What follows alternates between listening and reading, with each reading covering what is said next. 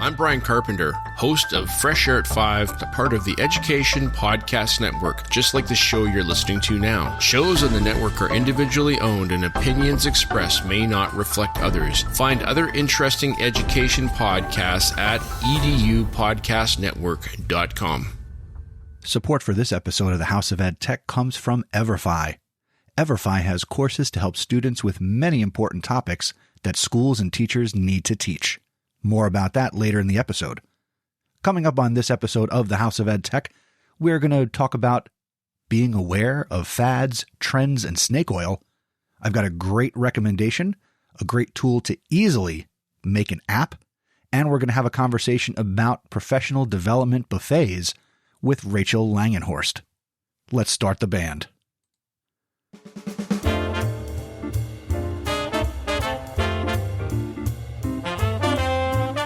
Welcome to the House of EdTech. My name is Chris Nessie.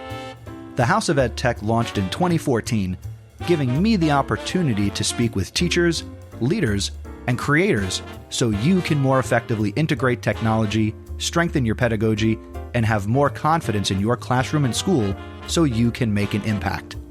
Get involved with the podcast by visiting my website, chrisnessie.com. Using technology isn't difficult, and this is where it begins. This is the House of EdTech. And we are smack dab in the midst of the holiday season. It is December 2021, and I'm excited to be back behind the microphone making another episode of the podcast, not only for me, but for you. I do this for you, so I hope you appreciate it, because I have a ball doing this. And if you follow me on Twitter, at Mr. Nessie, you know that I am very excited about the conversation that I'm going to be sharing in this episode in just a couple of minutes. But again, in this episode, I've got a great EdTech thought. I have an awesome recommendation for you, and in researching this recommendation, which I know I am familiar with, I look back and I actually haven't talked about this on the show before, so make sure you don't skip over it or stop listening.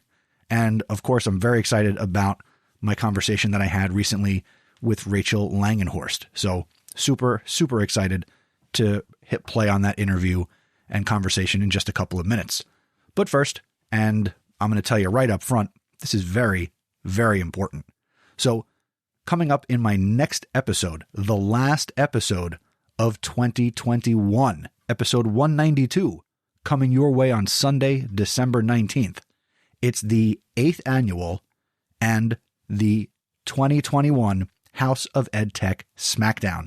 You need to get your submissions to me if you want to participate by Friday, December 10th, 2021. Okay? Now, if it's not Sunday, December 19th, 2021, and it's after December 10th and you're listening to this episode for the first time and you want to participate, reach out to me. I'll probably let you in, because why not? I can make it work. So, but it would make my life easier if you want to participate and you get me your entry by Friday, December 10th, 2021. Now, if this is your first time listening to the show and you have no idea what the House of EdTech Smackdown is, let me tell you. It's my last episode of the calendar year, and I turn the show over to you to share your EdTech tips, websites, recommendations, hacks, whatever you have loved or gotten tremendous value from in education technology in the last year. And like I said, this is the 8th annual Smackdown. As I wrap up this calendar year of 2021, we are wrapping up the 8th year of this podcast. So 2022 starts year number 9. Super jacked up about that. Very exciting. As I mentioned in the last episode, we are approaching 200 episodes of the podcast. And at some point in 2022, this podcast will surpass 1 million downloads. And if you asked me back in January of 2014 if I would reach those milestones, I would have told you yes. So the train keeps on moving. So get me your submission for the House of EdTech Smackdown. Go to chrisnessie.com/voicemail or go to chrisnessie.com/feedback. And if any of those ways give you any problems, reach out to me on Twitter at Mr. Nesi, MRNESI, if we're not already connected, and just say, hey, I want to submit something, but what you told me to do isn't working, so we will figure it out because that's what I do. So looking forward to putting that episode together for you and sharing what the community has been loving and getting value from in 2021. Let me take a breath, right? Well, I don't need to take a breath. Well, I'm breathing. There you go. That's always a good thing. So let's go to this episode's EdTech Thought.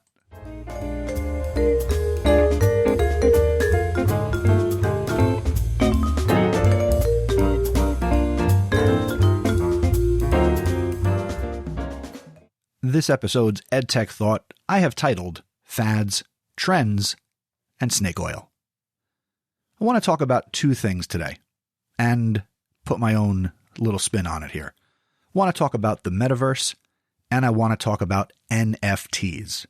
Now, you might be thinking, Chris, what is the metaverse? Please, allow me to tell you. The metaverse is a hypothesized iteration of the internet. You might hear it called Web 3.0. The metaverse supports persistent online 3D virtual environments through conventional personal computing, as well as virtual and augmented reality headsets. Metaverses, in some limited form, have already been implemented into video games like Second Life. Maybe you're familiar with the Oculus headset as well. This is kind of where we're going. Some iterations of the metaverse involve an integration between virtual and physical spaces, as well as virtual economies. Current metaverse development is centered on addressing the technological limitations of virtual and augmented reality devices. The term metaverse has been used as a buzzword for promotion and as a way to generate hype for public relations purposes by making vague claims for future projects. Information privacy and user addiction are concerns within the metaverse, stemming from, obviously, current challenges facing social media and the video game industry as a whole. So that's the metaverse. You may have also seen in the news in the last month or so that Facebook has changed its parent company name to Meta. So let's continue. NFTs, or non-fungible tokens. And part of what I'm going to share here, I am quoting from The Verge. So NFTs, non-fungible tokens. That might not make it any clearer for some listeners. You might be saying, I still don't understand. Okay, so non-fungible more or less means that it's something that is unique and can't be replaced with something else. For example, and I'm going to stay with the tech theme, Bitcoin is fungible. You can trade one Bitcoin for another Bitcoin and you'll have exactly the same thing. However, something that is one of a kind is non-fungible. How do NFTs work? At a very high level, most NFTs are a part of the Ethereum blockchain. Ethereum is another virtual currency similar to Bitcoin. Ethereum is a cryptocurrency, but its blockchain also supports NFTs, which store extra information that makes them work differently from, say, just the Ethereum coin itself.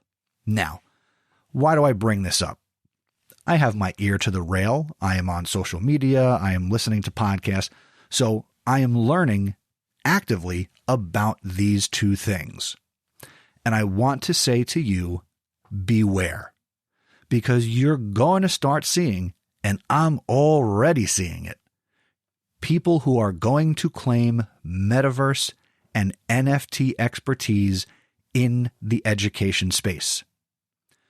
Don't let these become just more buzzwords in education, because these are way bigger than education. Do your homework if you're truly interested in learning more. I believe that both of these stand to make a serious impact on the future of all humanity. Yes, I'll say it again. All humanity, not just education, not just business, not just the world of art. But we're not there yet. Read articles, listen to podcasts, find out about the metaverse and NFTs outside of the scope of education. Will there be a benefit in education? I believe we have a long way to go, and I don't want to see you get sold a bill of goods or find yourself with a basket full of snake oil. What are your thoughts on the metaverse and NFTs in education? Let's have a conversation and learn together. I will certainly continue to learn and grow in these areas myself, and when the time is right, I will create an episode or episodes and content around the metaverse and NFTs in education, and I'll bring that conversation to you. So that's my EdTech thought.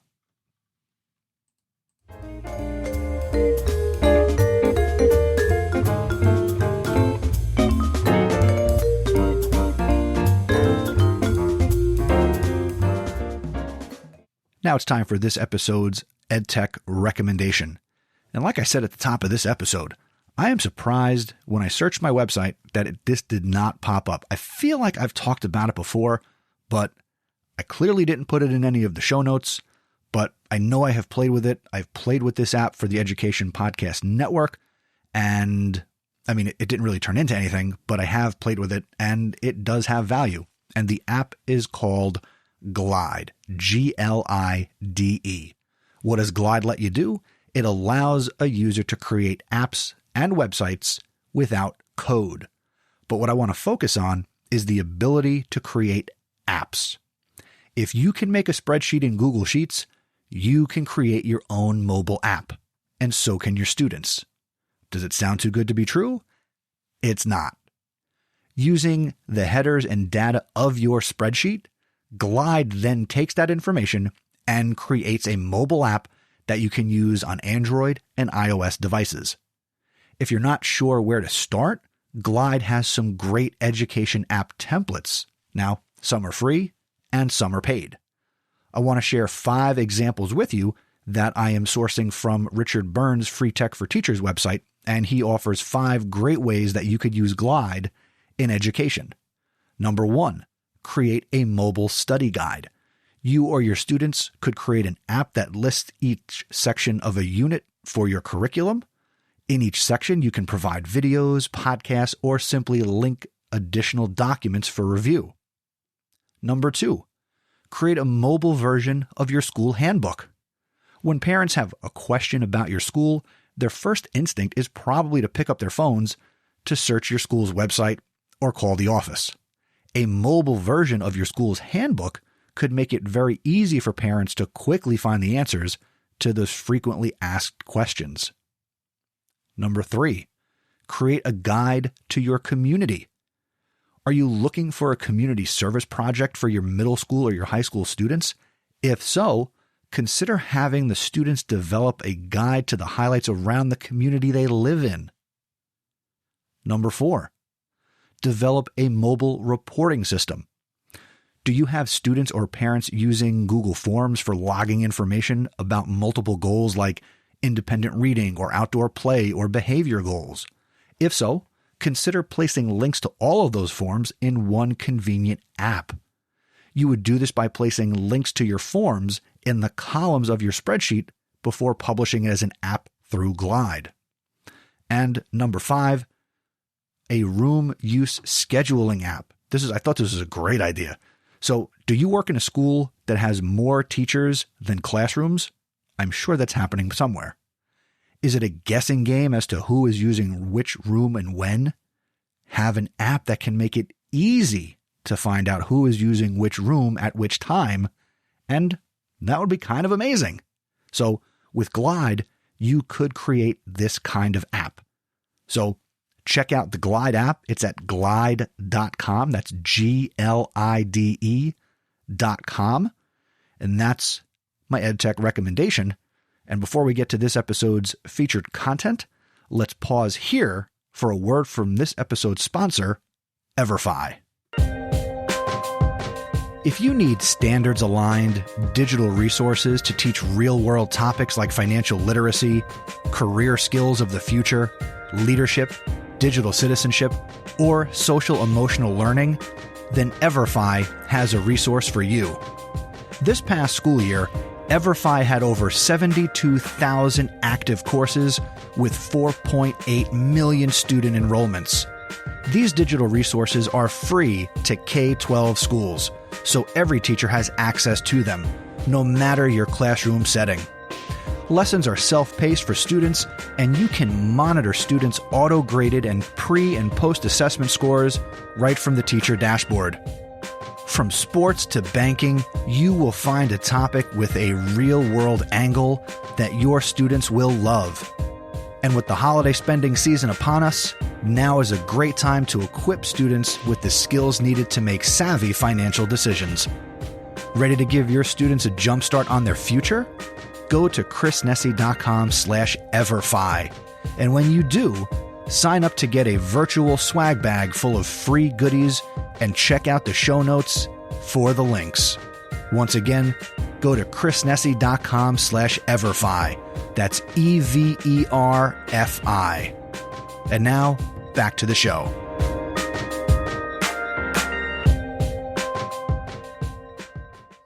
And as I mentioned at the top of this episode, joining me now on the podcast is Rachel Langenhorst.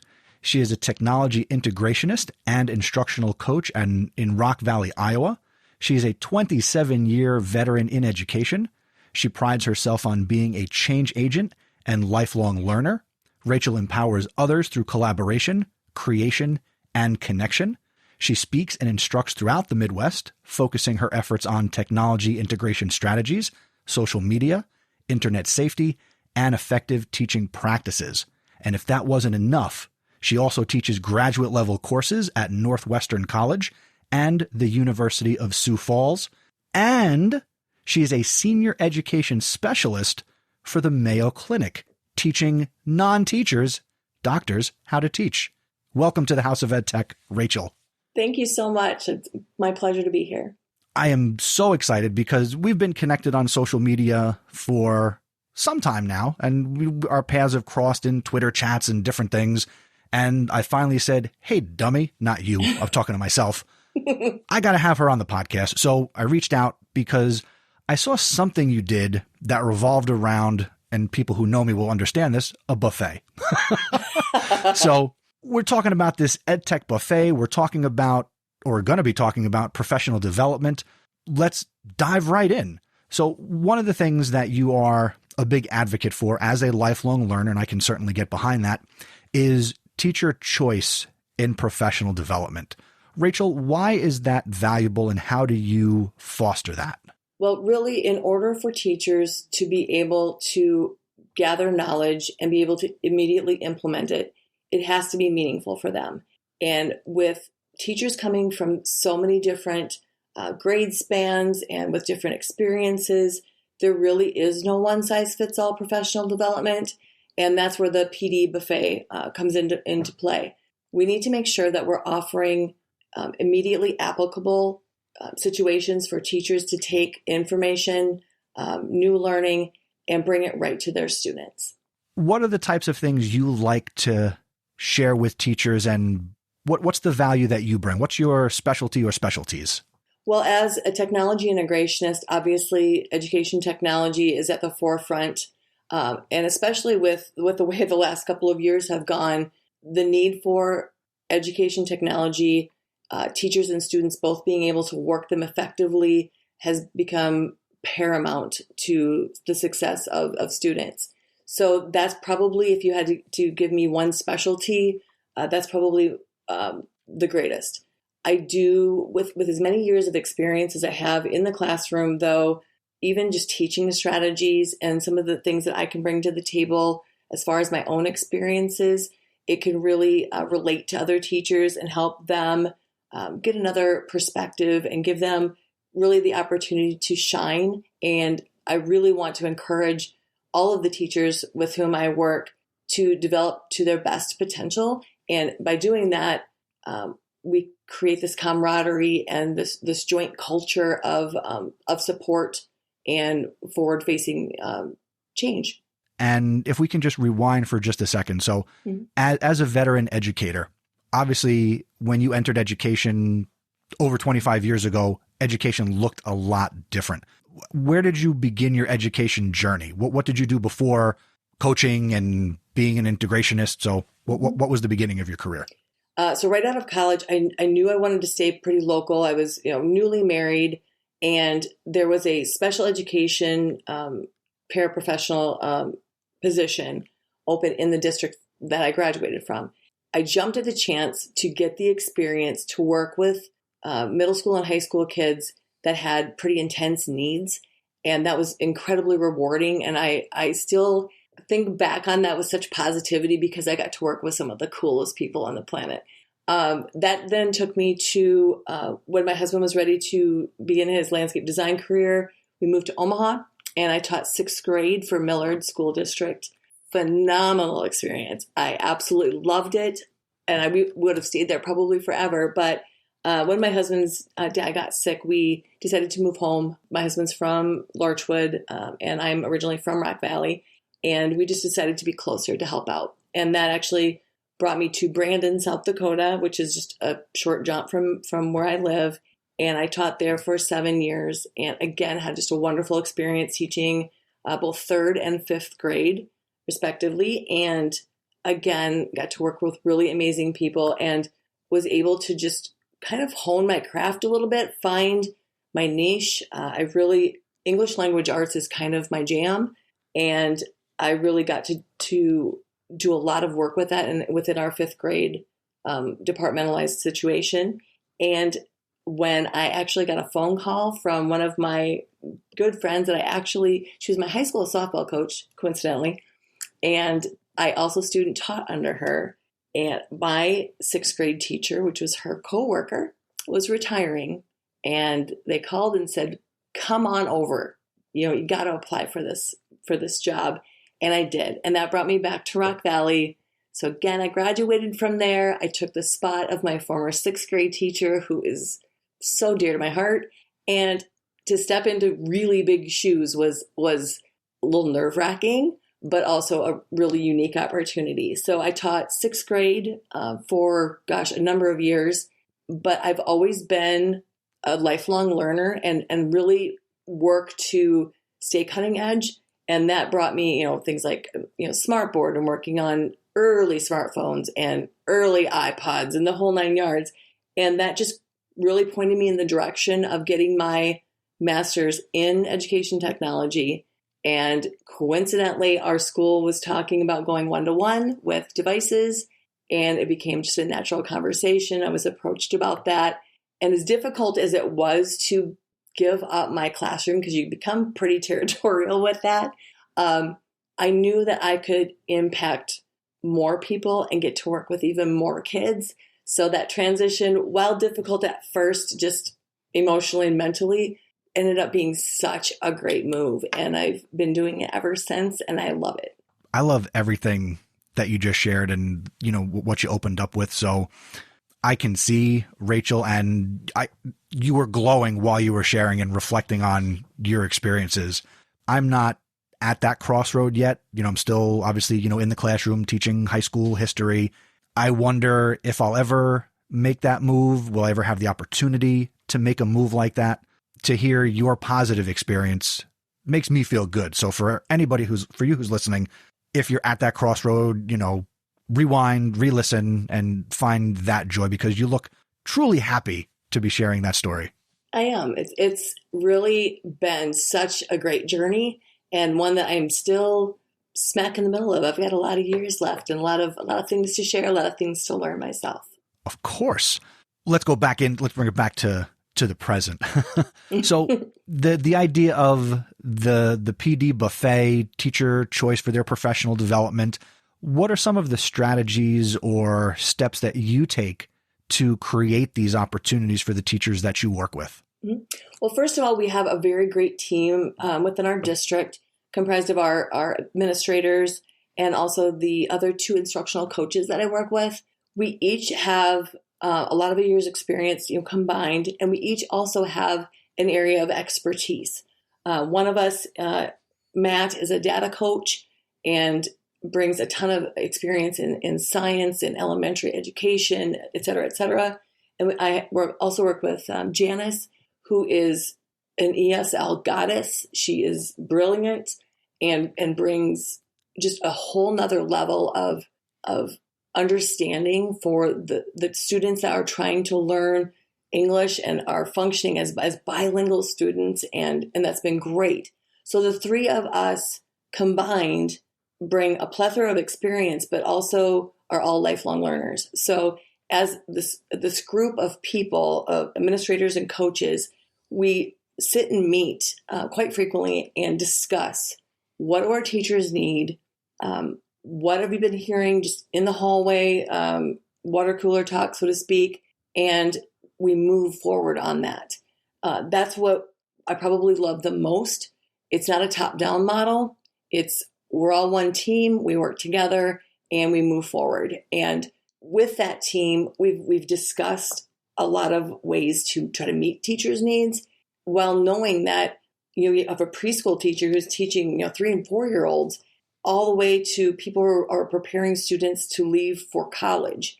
How do you meet all of those needs effectively? And that's really where our discussions began and how they continually happen to make things most effective for our teachers. When you talk about the team that you work with, how do you foster the relationships and earn the trust of the teachers that you coach? Because not every teacher feels comfortable when anybody walks in the room, although they should. It's 2021. So what are some of the obstacles and how do you overcome some of those challenges when maybe it's a new teacher to the district or, somebody who's, more veteran and maybe set in their ways?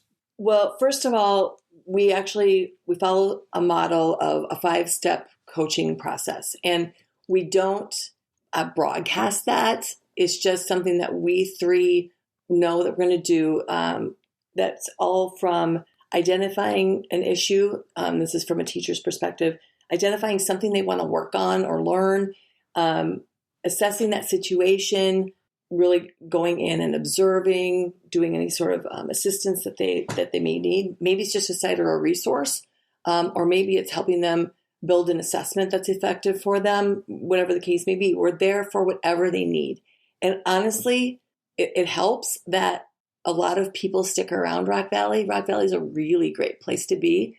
It's rural, but it's tiny and mighty. And a lot of great things are happening there. So a lot of people don't move away. There are some of us that come back. We might have moved away, but we came back because we know the place. You embody that. You left, you came back. Right. And we believe in the students, staff, and parents that are there. And that's an infectious feeling, and that sets a culture that's based in positivity, and we're all in it for the same goal, and that's frequently shared. We're also friends outside of the school day. That is an immense factor in building that trust, and that friendship is based on mutual trust in being a peer. We don't go in, we're not evaluators. We don't go in pretending to know everything, but we are another set of eyes and ears and oftentimes hands. And that value is seen because of the things that we help them produce. And it actually can be as simple as being willing, and this is for anybody that's even considering coaching, being willing to do the tiny, dirty things to help a teacher. Maybe they look frazzled and they need some copies made. Take it, go do it, deliver it, and they realize that we are there to help, and nothing's too small, nothing's beneath us. We are ready and willing. And that way, when the tougher things do come, we've already established that we are there for the right reasons, and we are willing to do whatever it takes to help them and really provide the best opportunity for students. I love that. And my takeaway is it's very servant in nature. Like the idea of servant leadership comes to mind, but it's not that we're talking about leadership, but your team, and it sounds like the administrators, you are there to serve and truly help the teachers. And the other thing that I'm pulling out is it's not just about the tools and the technology, the gadgets, the gizmos, the websites. It seems you and your team, it's more instructional. Like if tech is a part of that, great. But again, like you said, another set of eyes can come in, can help bounce ideas. You'll listen, it sounds like. So unless I'm off base. No, you're absolutely on target. And we base everything in pedagogy. No one area is the be all end all. We know that with our various initiatives, whether it be working on our SIOP, and we use what's called the TIM matrix out of Florida to help guide our technology integration. We use SIOP, which is a sheltered instruction protocol, for helping our ESL. We also are very data driven. So with us as instructional coaches, using our various points of expertise to bring that to a classroom, we really all do work together to make sure that in the end, we're basing everything on student learning outcomes. Right. Now, actually, quick sidebar, side tangent. I don't know. Well, some people say we'll take the ducks for a walk. I don't know. But when we started, you teach courses at the graduate level. Is this the type of what are those courses, and is this is this what you're teaching at the grad level, and who are you? What types of people are you working with there? So the courses that I teach in both colleges are primarily for educators or those people on the leadership track, to say an admin certificate or something along those lines. I teach 2 basic courses, and there are technology coaching and leadership. So I'm actually teaching them about what I do, but also just coaching in general. And I do talk a lot about that 5-phase coaching cycle. And we work through that, we practice, etc. And then the other one that I teach is teaching and learning with technology, where I work to not only help them discover sites that can be applicable to them, but make sure that it's rooted in pedagogy, help them understand the various frameworks with which you can choose technology, and help them guide their own districts into making some of those important decisions. Because quite often what I find, and not necessarily with my students, but just in general, even talking with people on Twitter, that districts kind of do the cart before the horse and will buy all this technology and put all this money into everything, but fail to provide proper training or fail to provide the knowledge that the true root of everything is based on those learning outcomes, not the fancy, shiny whistle. You've got to make sure that you have something rooted in solid foundation, not doing something that just seems, cool. Right. I've talked many times on the show about we need sandbox time. That's what I call it. It's great to buy the shiny bells and whistles, but if the training is minimal to none, or you're not letting your teachers see the value in the technology and you don't get that buy-in as to why you should be using something physical or a certain website, it falls on deaf ears and teachers are sitting in the back of the room grading and not paying attention. Right. So yes, again, another question. I'm going to keep the ducks going here. So at the grad level, from your vantage point, the people that come into these courses, do they come in with a solid grasp of education technology, or are you still seeing people come into these courses where it's like, this is my first time really looking at this and this is all brand new to me? I'm just curious. I have the entire gamut, honestly. I will get emails from students before the course has even started, basically terrified. Oh my gosh, I'm really bad at technology. But I'm hoping you can help me out with, of course, absolutely. And it never fails. By the end of the course, if not before, it's, oh my gosh, I have learned so much, or I have been able to dig in and really have time to look at all of these things I've seen and thought were too hard for me, and realized they aren't, and they're effective, and my kids are having fun, and they're learning, et cetera, et cetera. And then I have some that are high flyers and are ready to go and be challenged. So it's really important for me as an instructor, whether it be in the K-12 situation or in the graduate classes, or even the things that I help introduce at Mayo Clinic, making sure that I am providing a challenge for whatever level you come in at. So it might be hey, I didn't really bring this up with the rest, but I can see you're ready for X, Y, and Z. And I provide them, some additional links or emails or an article that will help them understand something deeper. Differentiation is important, and that goes for graduate level work as well. Absolutely. I'm maybe, I don't know if you feel the same way, but the undergrad programs, and I've worked with a number of student teachers in the last couple of years, and me being passionate about technology in the classroom, I always ask these 20, 21-year-olds, have you taken a course in EdTech, or like, what have they showed you? And they're like, still in the last 5 years, they're like, not much. Mm-hmm. And these are the undergrad kids who are still kids, and they're going to be expected to, use and do and try. And I'm only get to work with them 1 or 2 at a time when I get, these student teachers. So right. Here's a shout out to the I'm sorry. I noticed that same thing. And honestly, it's an area that I feel passionate about, and I really would like to see done better across the country.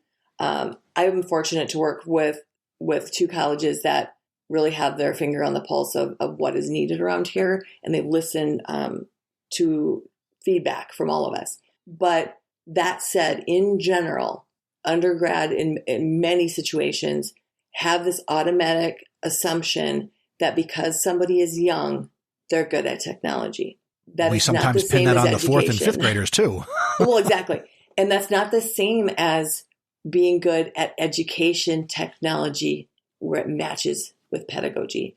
There's that sweet spot that we call the TPAC framework, where you end up with, you've got your content knowledge and your technology and the pedagogy, and there's this tiny little area in the center where it all comes, to fruition. And very few really understand how little a 21-year-old knows about education technology. They can work their smartphone like a boss, but knowing how to do it for assessment and taking a look at analytics that might come from an assessment and using it to make changes to their daily practice, that needs to be explicitly taught. And that's kind of my passion. I love it. More districts and, universities, need that. So absolutely. That goes kind of without saying. So you who's listening, share this around, tweet your alma mater, and skip to this part. Rachel, one of the other things that I know is important to you, and you started to hint at it, was the idea of community. And, you've gone back to where you were. So the thing that part of the beginning of this conversation, I heard the Welcome Back, Kotter theme in my head as you were telling your story. And while I didn't see that show live, I'm a fan of the program. So am I. I wish I could be Mr. Kotter, although if I went back to my district, I wouldn't make enough money because smaller. But again, this idea of community. So how do you and your team, and again, from your point of view, how are you getting the community involved and getting buy-in? It sounds like from parents and the businesses and all those that support the district. Well, one of the greatest things that we talked about as a team when talking about the whole idea of what we call Rocket University, that's our PD buffet's name. We are the Rockets. And Rocket University was born of the idea that we have really smart, really capable people right in our school district, right in our community. So we needed to take advantage of that. We don't need to bring in some $4,000 guest speaker to tell us what we already know. And we have people with just myriad talents. So that really lent itself to creating an environment, that PD buffet, where we could create sessions that involved not only the teacher down the hall that's really great at X, Y, or Z, but also bringing in community members. Social emotional learning, for example, is so critical, and especially in our semi-post-COVID, I don't even dare say post, but wherever we are in this whole pandemic, who knows? But I feel like we're on a hamster wheel. But it really, social emotional impact has been absolutely enormous. And even before that, we just have kids with a lot of needs. They're coming from all sorts of backgrounds and with different experiences. And we have quite a large population of English language learners. And these people are coming from sometimes very dire circumstances in hopes of a better existence. And we've got to do everything we can to provide that.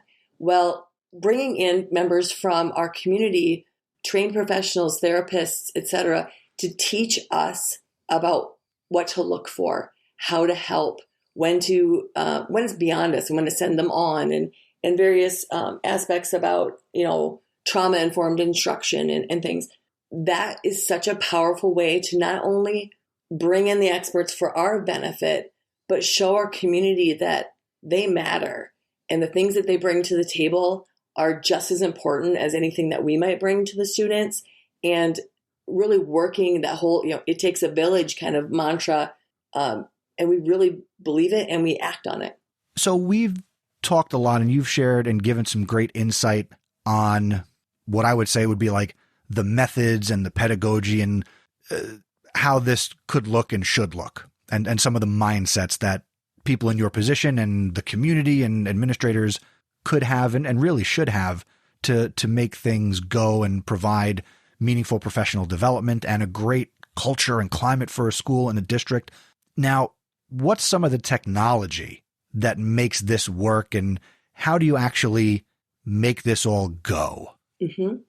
So we're a Google school or G Suite school, which actually lends itself very well to sharing out things, collaborating, etc. So we'll even, build out these pamphlets where there are little short snippets of who's going to offer what. And we have people make their first, second, third choice, etc., and use the power of Google Forms to be able to make our schedule based on what teachers need to make sure that they're getting into what they want to get into.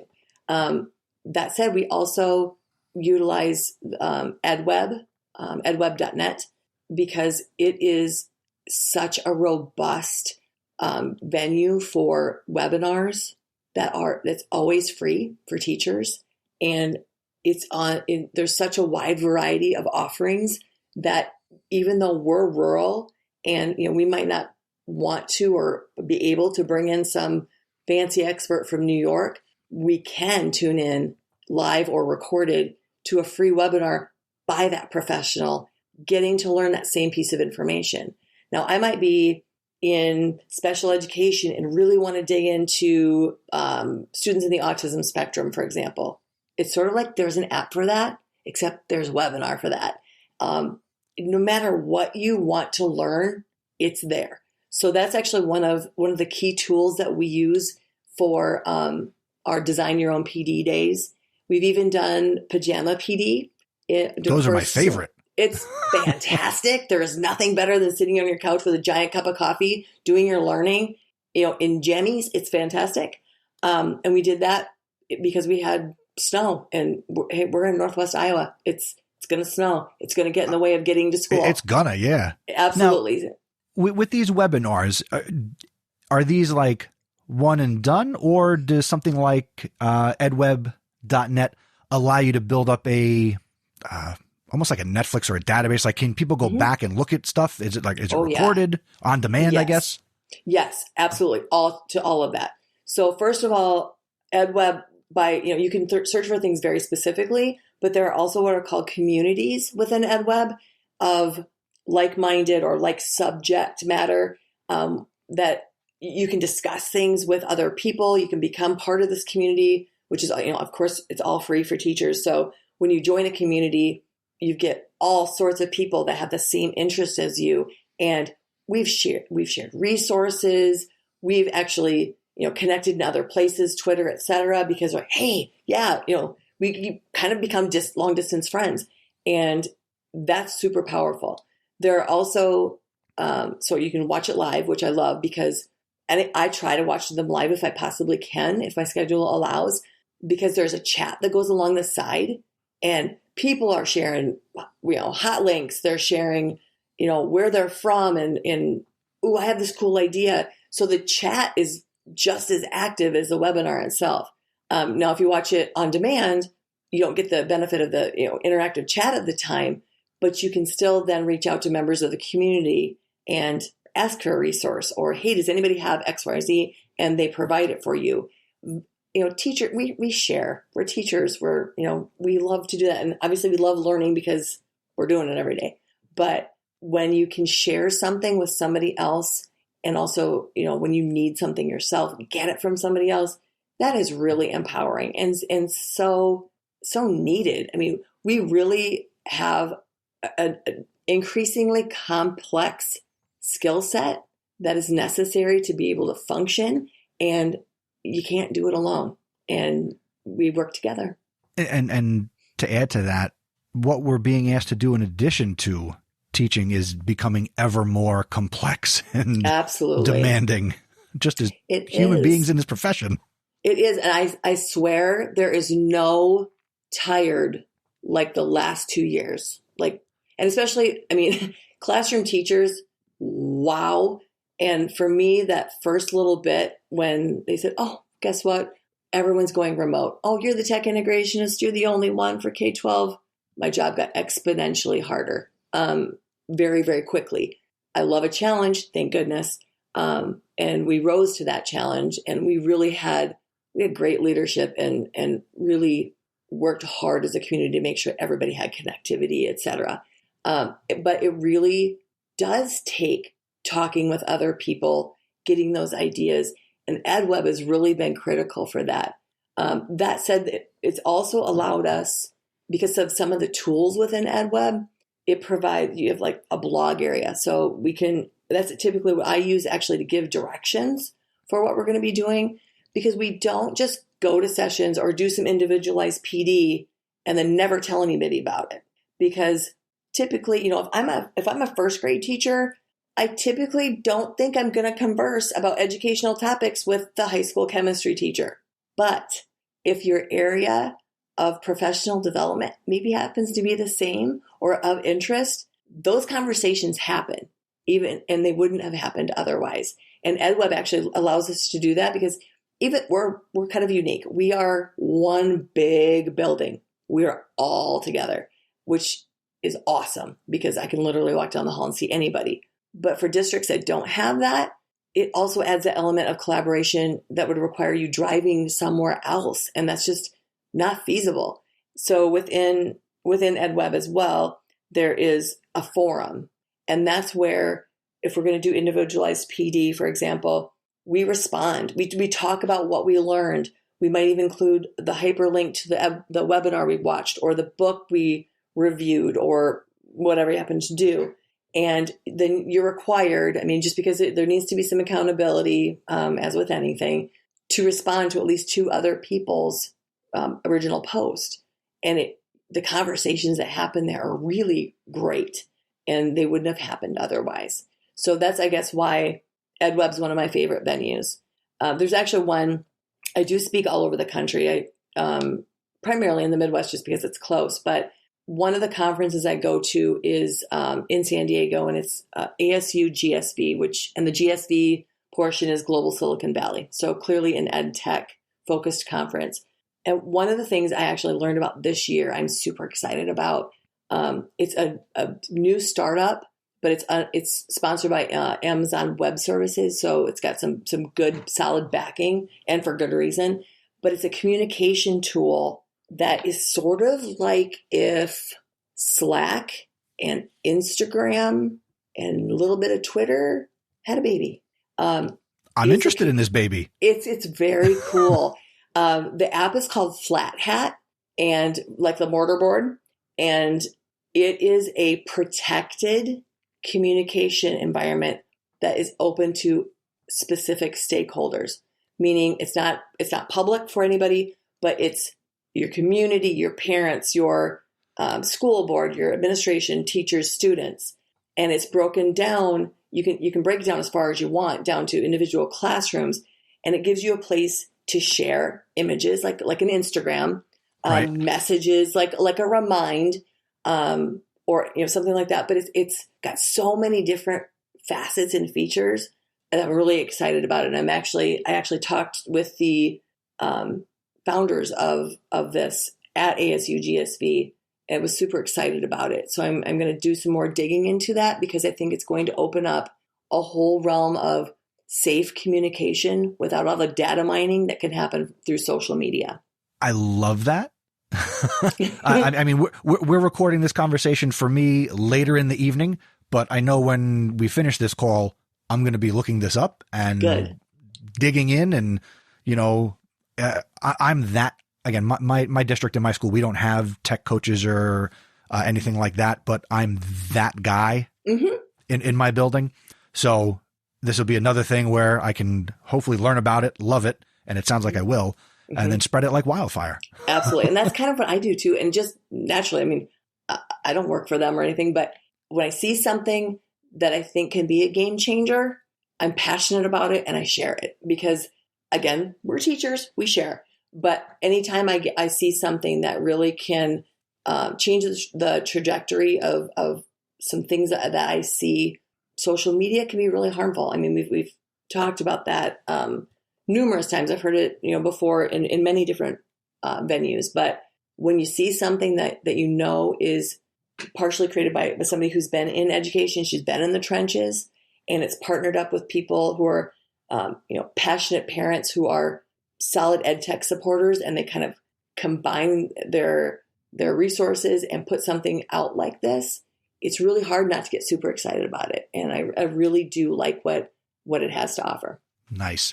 I will finish with one more question, and then, again, I want to be respectful of your time. So I'll finish with this. In the last year, pandemic, take it from any point any point of view you want. What has been some of the most valuable technology that has helped you, or you have really been able to bring value to teachers with? It could be one tool, it could be many tools, or if you want to continue to talk about a mindset, but reflect a little. So basically, as far as tech tools, it's so specific to the need and the age of the kid. But overall, if I was looking for conceptually what seems to be the most powerful, it is creation tools. We don't need to create. I'm clapping, everybody. I'm clapping. Because we don't need a bunch of people that just, input data in their head and they never make anything. They need to be creators of content themselves. So, there are myriad ways to do that, of course. Another thing, especially, mid-pandemic, et cetera, are ways to share digitally. So that might be something like Flipgrid, where you are sharing, video content, or might be something where you are able to both have instructions that are audio and visual, and be able to give answers with using an audio file. I think those things are very powerful too, because one of the things I've noticed just in our very screen heavy lives is our students and just humans in general are not great at verbal communication anymore. They're kind of losing that luster, and it needs to come back. I mean, we need to be able to speak to one another and not just, text something back. So tools like Nearpod, Wiser, Flipgrid, Pear Deck, all of those have the ability to both build background using, video, but also provide content for the student that needs to hear it, the student that needs to see it, and the student that needs to interact with it. And that's really kind of at the crux of my motivation into EdTech. I love it. Rachel, this has been a fantastic conversation, and one that I obviously was looking forward to. And now that we've had it, I reflect on this last, 40 or so minutes, and I needed this conversation. That's so great. This is so fun. I really appreciate being asked to do this. I look forward to picking your brain more, and, anything you ever need from me, just ask. And I know I'm going to reach out to you, and there's more that we're going to talk about. I mean, I want to bring you back on and, talk more about what you're doing at the graduate level. I do the other show that I do, Podcast PD. Would love to have you come on there in the future and talk more about professional development, because I want to take what you do, and more people need to hear it, know it, experience it, and hopefully adopt it, internalize it, all those things. So thank you so much for bringing value, not only to me, well, me first, I'm selfish, but now that I can share this with my listeners, thank you so much. I really appreciate it. Thank you, Chris. This has been a true honor, and I love to be able to share, and I love to be able to learn. So the more we can rely on each other, the better off we all are. Awesome. And to you who's listening, I am more efficient. Again, always trying to do better with the show. So Rachel's information, how you can connect with her on Twitter and LinkedIn, it is all going to be in the show notes out at chrisnessy.com/191. So there you go. Yes, it'll all be there. Swipe left on the phone, go to the show notes, and add Rachel to your personal learning network. Thank you so much, Rachel, and we will talk to you soon. You're welcome. Thanks so much, Chris.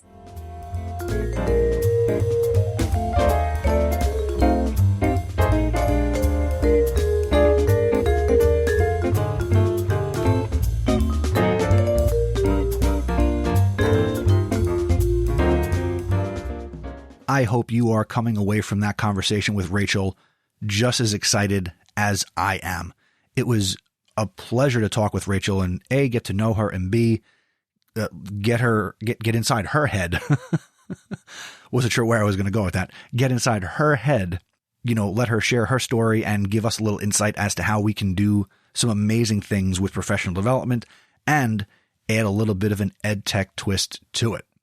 And like I just said at the end of the conversation, if you go to chrisnessy.com/191, you will be able to get to all of Rachel's contact information.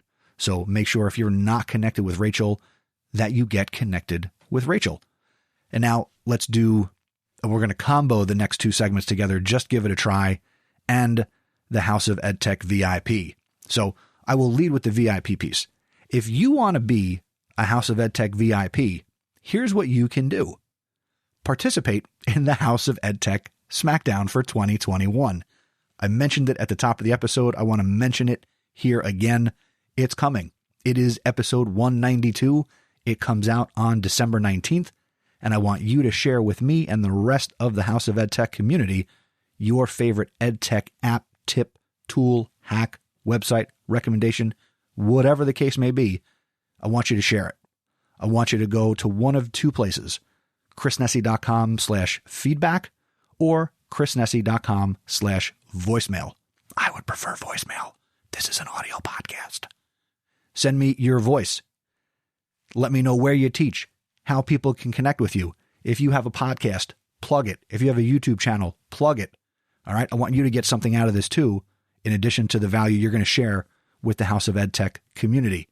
Please do this by Friday, December 10th. Please do this by Friday, December 10th.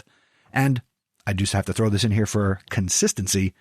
If the best you can do is send me an email, remember, you take your chances as to the impression of you that I will do when I read your email and I do an impression of you. So it's in your best interest to send me a voicemail. All right? We're going to give it a try. And that's a great way for you to be VIP, not only to me, but to the entire House of EdTech listening community. That's it. Let's go. Let's put a bow on this thing.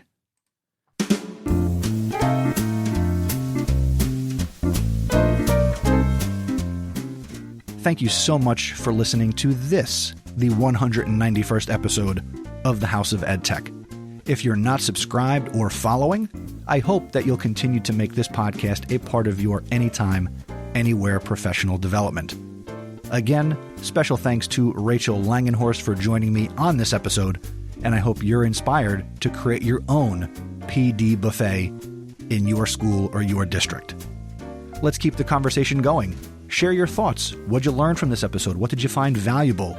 Go leave a comment on the show notes at chrisnessy.com/191. Or you can send a voicemail. Go to chrisnessy.com/voicemail or send an email by going to chrisnessy.com/feedback.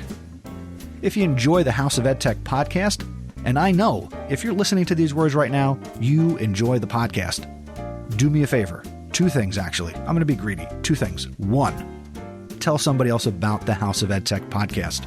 Word of mouth is the best way to share a podcast you love.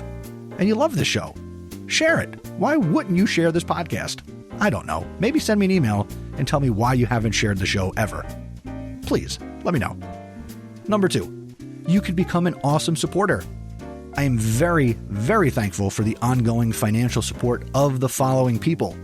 Thank you to Anthony Arnault, Dan Gallagher, Carlos Garza, Peggy George, Jeff Herb, Mike Messner, Matt Miller, JP Presavento, Patty Reefus, Lori Simpson, and Kyle Wilcox.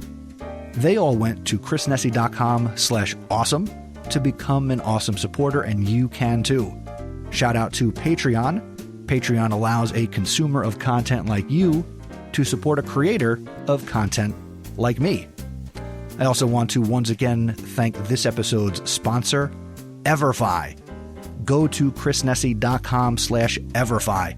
They've got some great free resources and lessons available for you, and make sure you use my link to go check it out. And remember, Everfi is free, so go to chrisnessy.com/Everfi. EVERFI. The next episode of the podcast is, again, episode 192, the 2021 House of EdTech Smackdown. Get your submissions to me by Friday, December 10th, 2021. And then we're going to take a couple weeks off for the holiday season and New Year's, and we'll be back at it in January. Until next time, thank you for learning with me. And remember, don't ever forget this. Using technology isn't difficult. Just give it a try.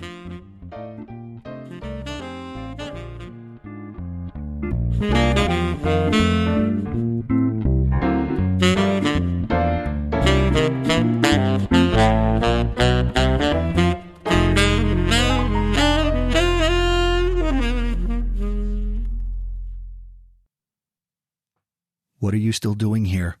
Go submit something to the House of EdTech Smackdown. I'll see you next time. Peace out.